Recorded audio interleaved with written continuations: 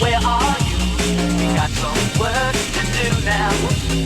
Scooby-Dooby-Doo, where are you? We need some help from you now. Hey everybody, this is Critical Art 64, Caesar here, and today we're going to roast and fix the infamous Velma show. Everyone and their mothers have ripped the show a new asshole, but I think I can offer a different perspective, and as an artist present a possible good version of an adult Scooby-Doo show. But first, let's see what we are working with here. It completely boggles my mind that HBO would greenlight a Scooby-Doo show, but without Scooby-Doo, and instead center it around an extremely dislikable female POC protagonist in like a cynical, ironic world. This is like if I pitched a Ninja Turtles show, but without the Ninja Turtles. You can get those guys out of there. And instead called it the April O'Neil Show. And since the new rule is that if you have a ginger person, you gotta blackwash them, she would be replaced by a non-attractive black girl, drawn in a Tumblr art style, and she would make no effort to be likable, because why should women try to be likable, especially for men? Ugh. They should be loved simply for existing. The show would be about her trying to be a reporter while the guy characters tell her she can't do it because of her ovaries, and Casey Jones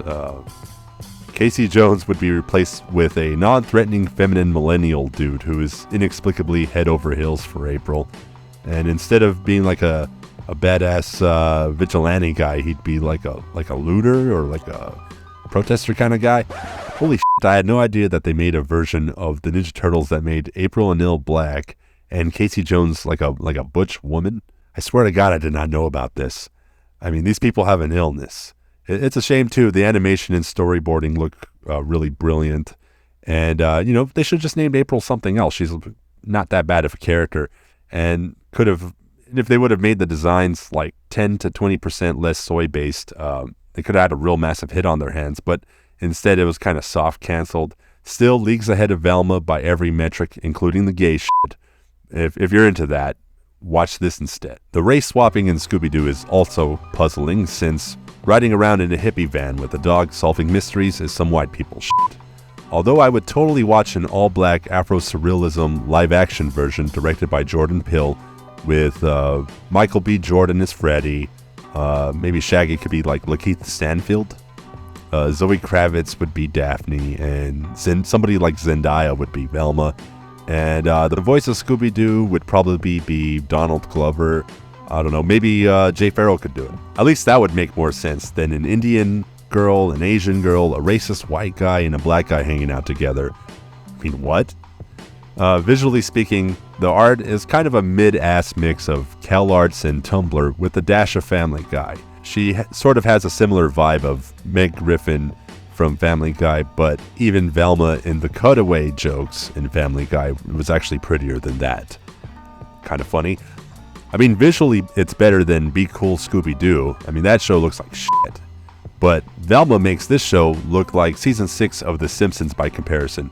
But with the round eyes and big pupils, this shit gives me some serious Mr. Pickle vibes. That is not a good thing.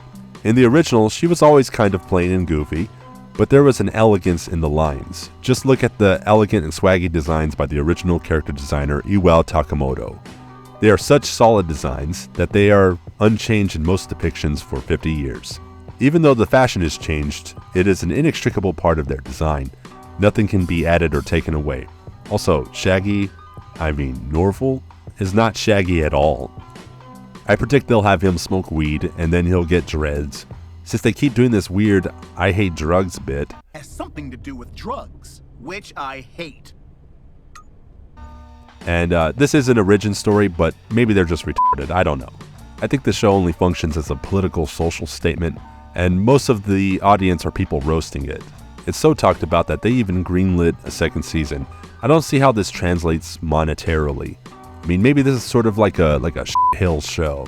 Kind of like when they get a dislikable boxer or wrestler that everybody hates to drive sales. Maybe it's to make something else look a lot better. You lower the bar. I mean, this show pleases nobody. If you want a slightly more contemporary, mature, and subversive Scooby-Doo, watch Scooby-Doo Incorporated.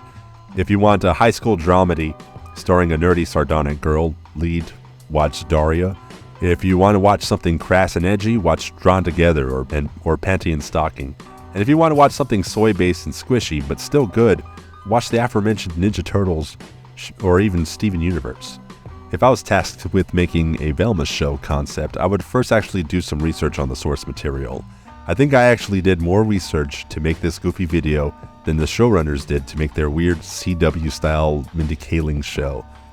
Creatively, I would go in a similar direction to Lupin III when it was rebooted. Lupin always struck me as a Japanese Scooby-Doo with its late 60s aesthetic and formulaic villain of the week episodes. They made a series called Fujiko Mine to Io Ona, or also known as A Woman Called Fujiko Mine, that was very adult, and the art style was amazing. I would do something similar to that, so first I would make the art style a bit more complex, set it in the late 60s, early 70s, and have them investigate maybe like a creepy ranch based off of the Manson family. Since stories in the Scooby-Doo episodes are usually somebody trying to scare people off of a piece of land, I would have it that maybe the hippie cult is being used by a rogue former Nazi government scientist that's trying to scare people away from his secret government lab, where he tests and manufactures LSD, which is what Charlie Manson kind of was in real life. He was a government operative that went rogue after LSD experiments in prison, so it would definitely give the show a harder edge. Velma and the Velma show is kind of dumb for some reason, so in mine she would be more like the original, super brainy. I don't think most writers of our generation in television are smart enough to write a legitimately smart character. I think they're mostly Gen X and millennial navel gazers whose discussions in the writing room would be whether or not Mr. Fantastic's dick stretches as well, or if Batman and Robin are gay, kind of the Joss Whedon, Kevin Smith school of writing. So instead of being this weird self-aware ironic thing, I would really focus more on the characters. So character-wise, Daphne would be more into the social manipulation, lockpicking, deception, and social engineering kind of side of things. Shaggy would be the intuitive pothead, deceptively agile guy, and Scooby-Doo would be the tracking dog as well. And then for Fred, I'd have him be a super hippie puncher, like Brad Pitt in Once Upon a Time in Hollywood. I think it would also be funny if people keep calling him a hippie and he doesn't like it. I would want the comedic elements to be surreal, like the movie Inherent Vice, and actually keep some of the slapstick elements, which would actually make a kind of interesting juxtaposition, which is a totally different attitude than the Velma show, which eschewed the once titular character Scooby-Doo because one of the executives thought he didn't match the ethos of the show. I think my show would be way better. It'd have a killer soundtrack. I bet they wish they thought of it. They didn't. I did. If you want to see me critique anything, let me know in the comments below. But I'll leave you with this title card I made for my show concept. Hope to see you next time.